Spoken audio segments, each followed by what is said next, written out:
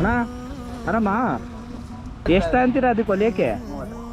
ನನ್ನ ಹತ್ರ ಕಾಸಿಲ್ಲ ಅಂದರೆ ಇಲ್ಲಂದ್ರೆ ಏನು ಮಾಡೋಕ್ಕಾಗಲ್ಲ. ಇವತ್ತು ಹೊಲ್ ಕೊಡ್ತೀರಾ ಒಟ್ಟಿನಲ್ಲಿ ಯಾರಾದ್ರೂ ದುಡ್ಡಿಲ್ಲ ಅಂತಂದ್ರು ಪರವಾಗಿಲ್ಲ ಅಂತ. ಕಾಸೇ ಬೇಡ ಅಂತಿದ್ದೀರಲ್ಲ ಅದಕ್ಕೆ ಹೇಳ್ರಿ, ಏನು ಕೊಟ್ಟರು ಸಾಲದು. ಯಾರು ನಮ್ಗೆ ಒಬ್ಬರಿಲ್ಲ ಒಬ್ಬರು ಕೊಡ್ತಾರೆ, ಹಾಂ ಅದು ಒಂದು ಧರ್ಮ ಮಾಡತ್ತೆ. ಇದೆಲ್ಲ ಅರ್ಧೋಗಿದೆಯಲ್ಲ, ಯಾಕೆ ಅರ್ಧೋಗ್ಬಿಡುತ್ತೆ? ಇಲ್ಲಿ ಅರ್ಧೋಗ್ಬಿಡುತ್ತೆ ಈ ಥರ. ಹೌದು, 3 ದಿವಸ ಅಂದ್ರೆ ಹಂಗೆ ಹೊಟ್ಟೋಗ್ಬೋದು. ಎಷ್ಟು ವರ್ಷ ಆಯ್ತು ಹಾಕೊಂಡು ನೀವು? 2 ವರ್ಷ ಆಯ್ತು.